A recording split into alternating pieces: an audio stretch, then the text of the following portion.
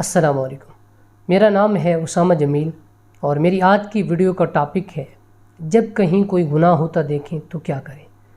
جناب نبی کریم صلی اللہ علیہ وسلم کا فرمان عالی شان ہے، تم میں سے کوئی شخص جب منکر برائی دیکھے تو چاہیے کہ اس کو اپنے ہاتھ سے روکے، اور اگر اس کی طاقت نہ ہو تو اس کو اپنی زبان سے روکے، اور اگر اس کی بھی طاقت نہ ہو تو اس کو اپنے دل میں برا جانے، اور یہ ایمان کا سب سے کمزور درجہ ہے۔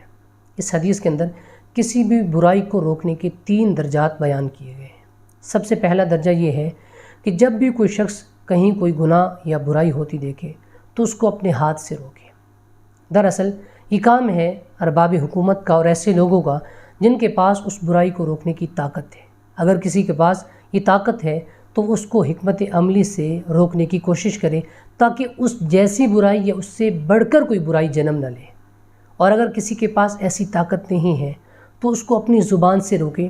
یہ دوسرا درجہ ہے۔ زبان سے روکنے کا مطلب یہ ہے کہ اس شخص کو اس گناہ کے نقصانات، اس کے مفاسد بتائے اور اس کی وعید سنائے اور اچھے انداز سے اس کو سمجھانے کی کوشش کرے، اور اگر اس کی بھی طاقت نہیں ہے، اس کو پتہ ہے کہ وہ بندہ اس طرح سمجھنے والا نہیں ہے، تو پھر تیسرا درجہ یہ ہے کہ اس گناہ کو اپنے دل میں برا سمجھے، اس گناہ سے کنارہ کش ہو جائے، اور یہ ایمان کا سب سے کمزور درجہ ہے۔ تو کسی بھی گناہ کو روکنے کے یہ 3 درجے ہیں، اور ویسے بھی کہیں کوئی گناہ ہوتا دیکھیں تو اس کو روکنے کے لیے حکمت عملی سے کام لینا چاہیے تاکہ کوئی اس جیسا گناہ یا اس سے کوئی بڑا گناہ یا بڑی برائی جنم نہ لے۔ میں آپ سے اپنا ایک پرسنل واقعہ شیئر کرتا ہوں۔ ہماری شاپ ہے آئرن سٹور کی، تو وہاں پر کسٹمرز آئے، انہوں نے اپنا سامان لیا۔ اب چونکہ سامان بھاری تھا تو وہ انہوں نے گاڑی پر لے کر جانا تھا، تو انہوں نے گاڑی کا انتظام کیا اور وہ گاڑی آئی اور اس پر سامان لوڈ کیا جا رہا تھا۔ تو جو ان کا ڈرائیور تھا وہ میرے سامنے کاؤنٹر کے سامنے آ کے بیٹھ گیا اور اس نے اپنا موبائل نکالا اور اس پہ ایک سانگ پلے کیا اور اس کو اونچی آواز میں چلا دیا۔ اب چونکہ ہمارے ہاں تو کوئی ایسا ماحول نہیں ہے، اب میرے بھائی میرے ساتھ بیٹھ گئے تھے، وہ میری طرف دیکھ رہے تھے اور میں ان کی طرف دیکھ رہا تھا، اب کیا کیا جائے، اور باقی کسٹمر وغیرہ بھی موجود تھے۔ تو اب وہ بندہ اپنی مستی میں مست ہے اور اس نے بلند آواز میں چلا رکھا ہے، نہ اس نے ہینڈ فری وغیرہ لگا رکھے تھے۔ تو ہمیں سمجھ نہیں آ رہا تھا کہ کیا کریں۔ اگر اس کو براہ راست فوراً ٹوک دیتے، منع کر دیتے، تو شاید ایسا ہو سکتا تھا کہ وہ یہ سمجھتا انہوں نے مجھے بے عزت کر دیا ہے، تو وہ کبھی بھی ہماری شاپ پر نہ آتا، اس طرف کبھی نہ آتا۔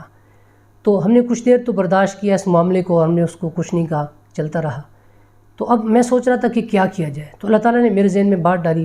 میں نے اپنا موبائل نکالا اور میں نے اس پہ مولانا طارق جمیل صاحب کا ایک بیان پلے کر دیا۔ اس کو بہت اونچی آواز میں نہیں چلایا بلکہ قدرے بلند آواز میں اس کو پلے کیا اور اس کو اپنے سامنے رکھ لیا۔ اب جب وہ بیان پلے ہوا تو اس کی آواز ہمیں تو آ رہی تھی، اس کی آواز کچھ نہ کچھ اس شخص کو بھی جا رہی تھی۔ تو جب اس نے وہ بیان کی آواز سنی تو اس نے پہلے اپنے موبائل کی آواز کو تھوڑا سا آہستہ کیا، پھر کچھ دیر بعد اس نے اس کو بند کیا اور اس کو موبائل کو اپنے جیب میں ڈال لیا۔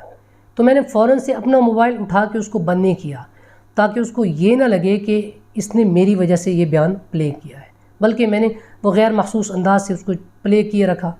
پھر کچھ دیر بعد وہ بندہ وہاں سے اٹھا اور اپنی گاڑی کی طرف گیا، اس گاڑی کو وہاں سے کہیں اور لے جانا تھا۔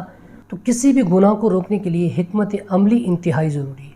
آپ کسی بھی گناہ کو روکنا چاہیں تو چاہے آپ ہاتھ سے روکنے کی طاقت رکھنے والے ہوں یا زبان سے روکنے کی طاقت رکھنے والے ہوں، ان دونوں معاملوں میں حکمت عملی انتہائی ضروری ہے۔ اگر آپ حکمت عملی سے کام نہیں لیں گے تو ہو سکتا ہے وہ اس جیسا گناہ یا پھر اس سے بڑا گناہ جنم لے۔